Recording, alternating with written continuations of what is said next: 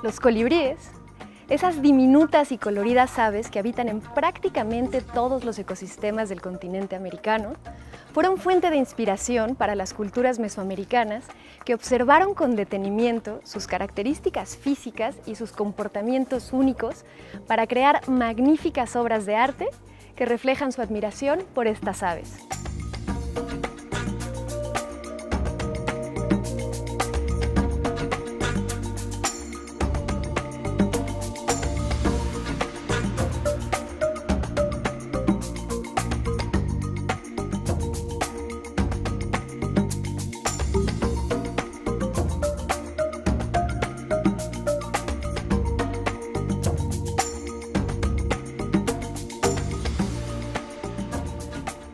Con más de 300 especies conocidas, los colibríes presentan una diversidad asombrosa.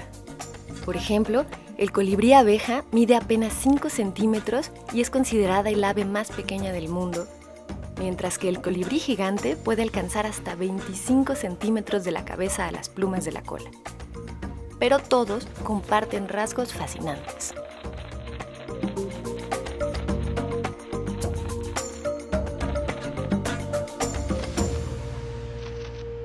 Los colibríes son un grupo de especies de aves que solamente habitan en América, solamente en el continente americano.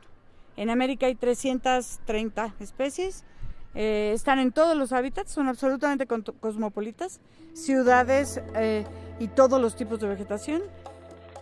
En México hay 59 especies de colibríes. De estas especies, más o menos como un 15% son migratorias, latitudinales, es decir, que se reproducen en Estados Unidos, Canadá y vienen a México a pasar el invierno. Tenemos otros colibríes que migran altitudinalmente, porque los colibríes son un grupo de animales que se alimentan de néctar, de agua con azúcar que producen las plantas. El agua con azúcar se metaboliza muy rápido, entonces tienen que comer durante todo el tiempo. No pueden pasar más de 10 minutos sin comer. Entonces, si en una localidad no hay flores, lo que hacen es migrar altitudinalmente. Suben a las montañas o bajan de las montañas buscando el recurso floral que es del que se alimentan. Entonces, tenemos especies también en México que son endémicas. Tenemos 13 que solamente se localizan en nuestro país.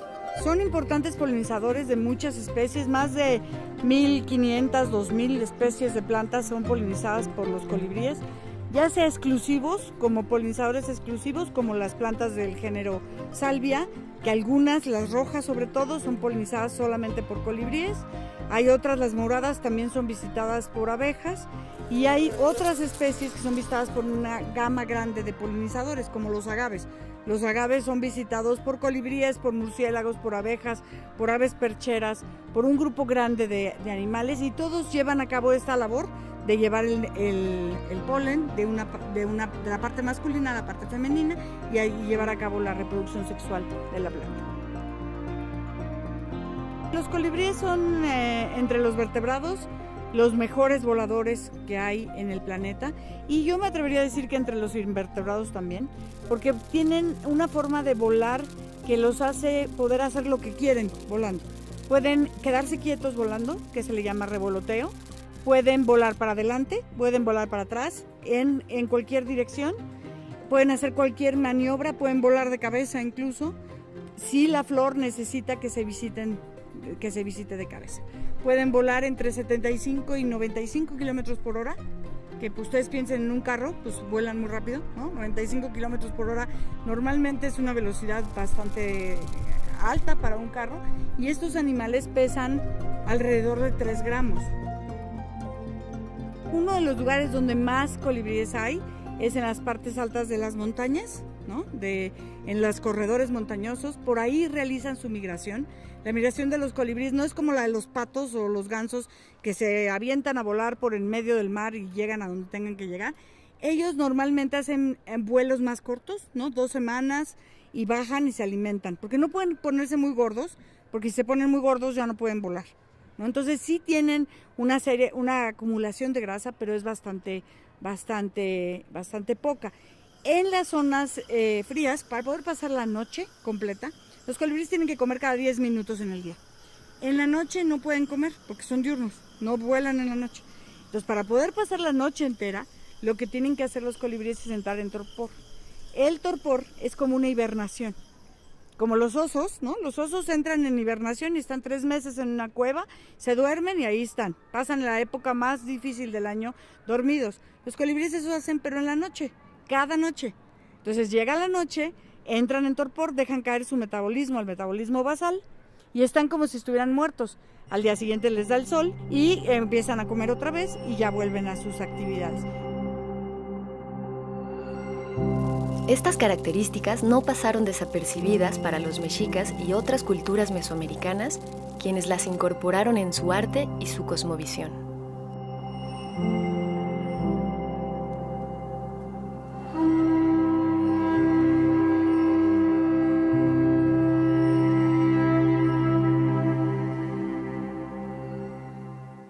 El significado del colibrí para el mundo náhuatl prehispánico es muy complejo, empezando con el nombre mismo del ave, Huitzitzilin, que se compone de Huitztli, que es la espina, y Tzitzilinia, que es un verbo para liberar, que remite también al sonido que produce el colibrí, ¿no?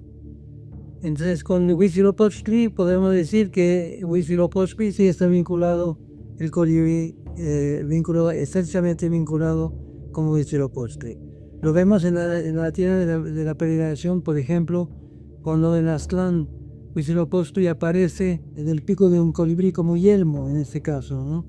Podríamos decir inclusive que el colibrí es el pájaro totémico de los mexicas. Según las leyendas mexicas, los guerreros que morían en el combate, en batalla o en el sacrificio humano, se reencarnaban después como colibríes o mariposas, pero generalmente como colibríes, ¿no?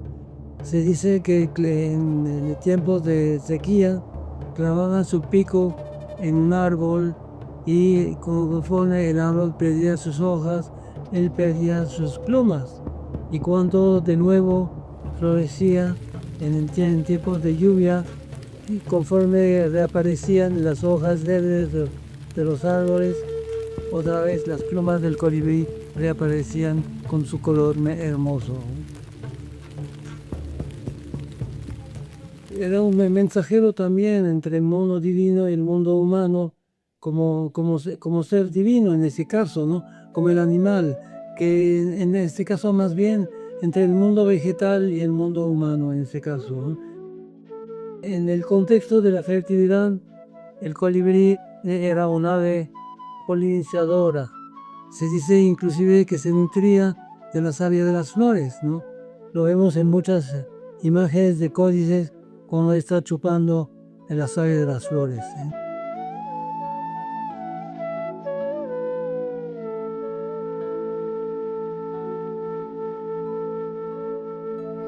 Como todos sabemos, los pueblos mesoamericanos eran grandes observadores de la naturaleza. Si consideramos que fueron capaces de observar el cielo y de pronosticar fenómenos astronómicos con singular precisión, pues también podemos pensar que en los entornos inmediatos eran capaces de conocer a profundidad los hábitos, las costumbres de la fauna y desde luego la flora de los entornos inmediatos. Yo creo que el colibrí era uno de sus animales predilectos para la observación porque tiene características y comportamientos singulares. Uno de ellos es su capacidad de vuelo, un vuelo dinámico, ágil, rápido, en todas direcciones, hacia atrás, de manera lateral, en picada, y esta es como una agilidad que quizá era envidia de los guerreros, por ejemplo. Otra característica es esta capacidad que tienen de estar durante la noche en un estado de vida, digamos, latente, que les permite descansar, recuperar energía, pero esto se contemplaba de otra manera.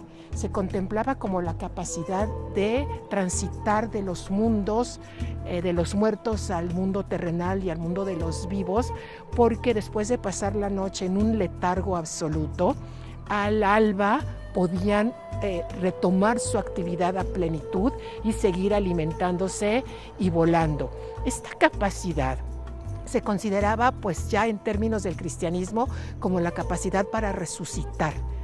Y esto tuvo que ver mucho en el significado del uso de sus plumas para la elaboración de los mosaicos plumarios novohispanos. Y la otra característica es la agresión. Defienden sus flores, defienden su territorio. Por eso son grandes guerreros. Los colibríes tienen dos tipos de coloración. Una coloración que es solamente de reflectancia de la luz, o sea, solamente reflejan la luz. Entonces, cuando ustedes los ven en la oscuridad, son todos cafés o negritos. Cuando les da el sol, entonces reflejan los colores que tienen en la garganta, en las gorgueras. Están como adornando al colibrí. Sí tienen colores químicos, pero son muy poquitos. Casi todos son que les da la luz y con la luz sale el color. Los colores son específicos de cada especie, así está hecha la taxonomía de los colibríes con los colores. Generalmente los que tienen mucho color son los machos. Las hembras que se parecen entre especies, pero las hembras conocen cuál es el macho que les toca, digamos. Y así es como los reconocen. Casi toda la taxonomía está hecha en base a los colores de los machos, pero esto hace que haya errores y que haya híbridos. Todavía no se conoce completamente la taxonomía de los colibríes porque se está haciendo estudios de genética y con los estudios de genética se supone que vamos a saber todo al final. Por ahora casi toda la taxonomía de casi todas las aves que hay en México y en el mundo está hecha en base a plumajes, y los plumajes determinan las especies, por supuesto, y el tamaño y la distribución.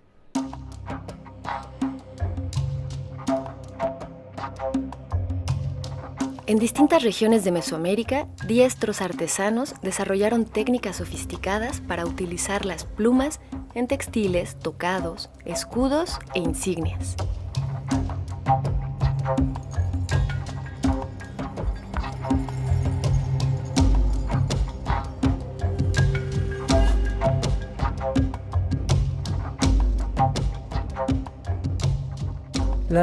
Las plumas difieren evidentemente en su simbolismo según el tipo de ave.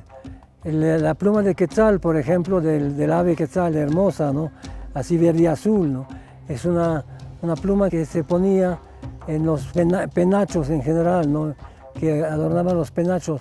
Y la pluma del colibrí es una pluma mucho más chiquita, mucho más suave en este caso, con un simbolismo que es un poco lo mismo que las plumas en general, ¿no? Es la sombra de los dioses, siempre, ¿no?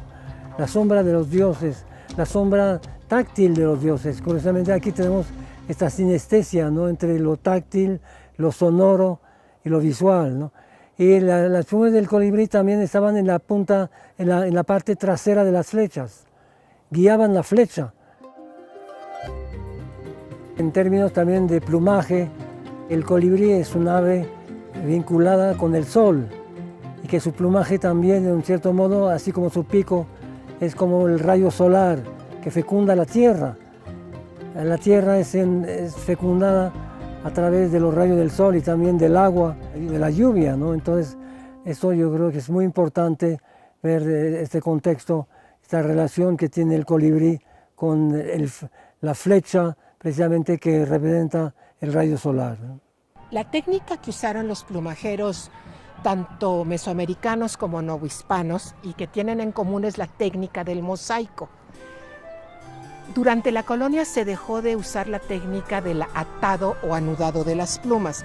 El atar o anudar plumas servía para hacer parafernalia ritual como penachos, capas, tocados. Sin embargo, la técnica de mosaico, que consiste básicamente en pegar plumas o fragmentos de plumas a un soporte que generalmente era una malla de fibras de algodón, y para lo cual se usaba un adhesivo que proviene de un bulbo de una orquídea que en náhuatl se llama tzautli. Esa técnica se conservó porque los frailes, con motivo de la evangelización, la adaptaron y la adoptaron para sus propósitos, con fines del cristianismo. El En cada colibrí consideramos que en promedio solamente son útiles de 30 a 40 plumas, que son las que corresponden a la garganta y a la gorguera, generalmente de los machos, porque son los que tienen la mayor variedad de colores, podemos decir que una amplia paleta cromática, y se usaron para pegarlas una por una en orden y exhibiendo solamente la punta de cada pluma. Esto se usó como materia prima por excelencia, por su colorido, pero sobre todo por la iridiscencia que permiten los colores estructurales. Esto es a través de la reflexión y la refracción de la luz que incide en las microestructuras de las barbas y los barbicelos de cada pluma, y que hace que con la luz, dependiendo del ángulo del observador, del ángulo de incidencia de la luz, estos retablos cobren vida. Si uno los ve con cierta iluminación, pueden parecer totalmente planos u opacos. Sin embargo, en el momento que el ángulo de la luz incide de manera apropiada, estos mosaicos cobran vida, y se consideraba en el pensamiento religioso que se compartía entre mesoamericanos y cristianos que eran contenedores de la luz divina. Se calcula que alrededor del mundo existen 200 mosaicos plumarios novohispanos. Y digo alrededor del mundo porque los encontramos en España, en Italia, en Francia, en Japón, en Norteamérica, en Colombia, en México, porque fueron los mejores embajadores de la fe católica que emanaba ya desde la Nueva España. Era como una constatación del progreso de la evangelización. Y se llegaron a enviar hasta los papas. En México pueden ver excelentes ejemplos en el Museo Nacional de Antropología. Hay una Santa Catalina y una Santa Rita. En el Museo Franz Mayer está una Piedad y una Sagrada Familia. En el Museo Nacional del Virreinato, un Cristo bendiciendo al mundo, que de hecho es el mosaico más grande que tenemos en México. Hay en la Catedral de Puebla, en la Capilla del Ochavo, hay en el Museo Andrés Bello de Puebla, y muchos otros están en colecciones particulares. Justamente nuestro proyecto vigente de investigación es la caracterización del plumaje iridiscente de colibríes machos de México que se usaron para conformar los mosaicos plumarios novohispanos. Estamos trabajando en ello porque las respuestas nos van a llevar a qué especies fueron las especies proveedoras, si son locales o había comercio o tráfico, o si, por decir algo, una sola especie se usó solamente para la ornamentación de un mismo motivo iconográfico. Consideramos que sí, los amantecas optimizaban la totalidad del plumaje del cuerpo de un colibrí.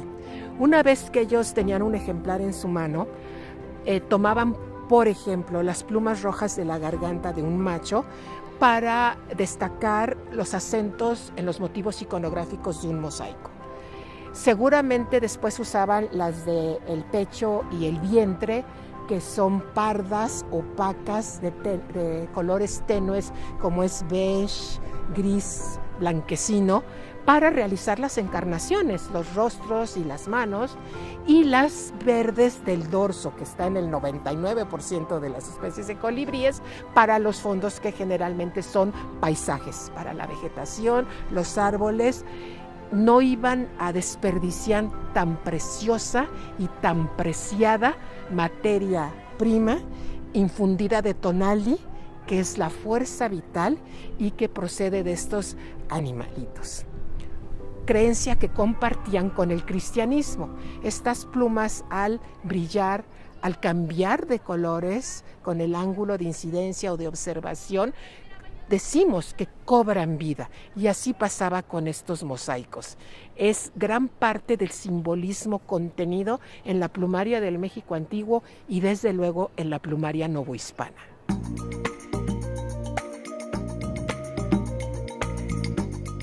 El uso de plumas de colibrí en la época prehispánica y colonial no afectó significativamente sus poblaciones, pero actualmente muchas especies enfrentan graves amenazas.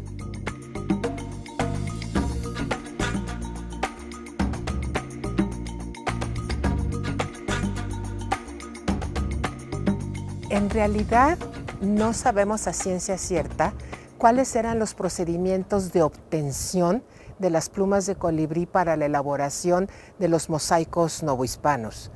Estos mosaicos que estamos estudiando ahora requieren de una gran cantidad de plumas. Les puedo decir que en un primer conteo, para cada centímetro cuadrado cubierto con la técnica de mosaico, se requieren de 30 a 40 plumas de colibríes.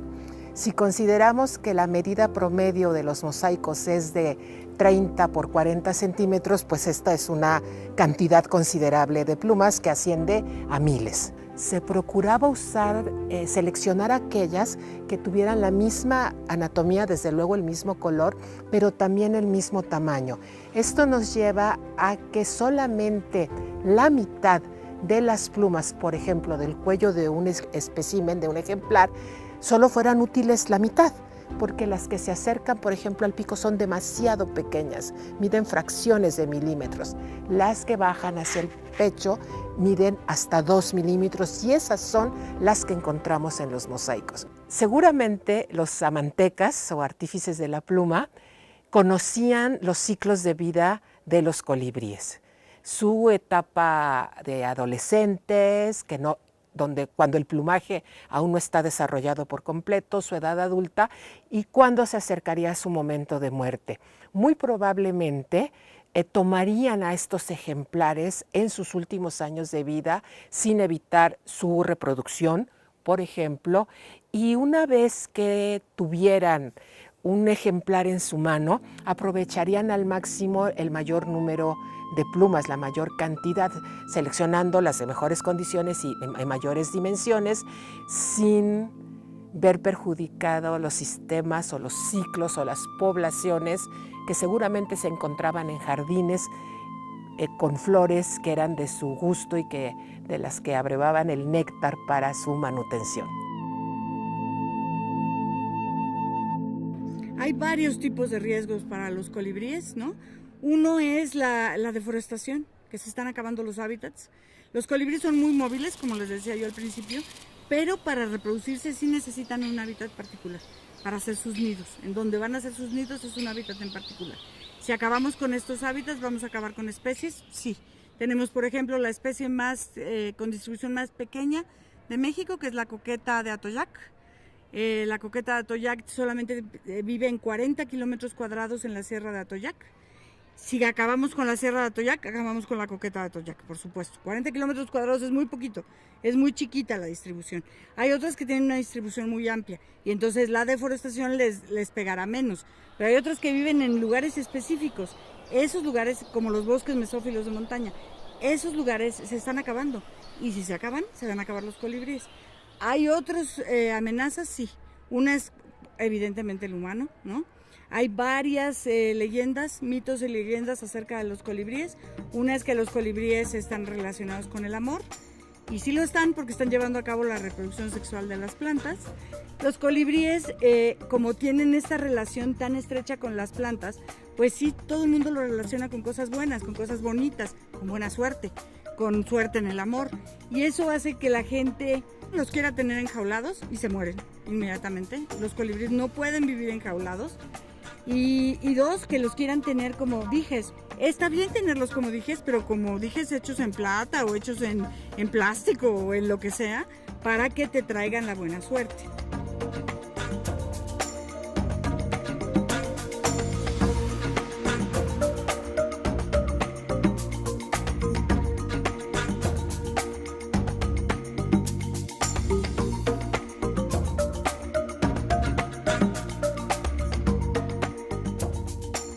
Para muchas culturas mesoamericanas, los colibríes eran más que solo aves.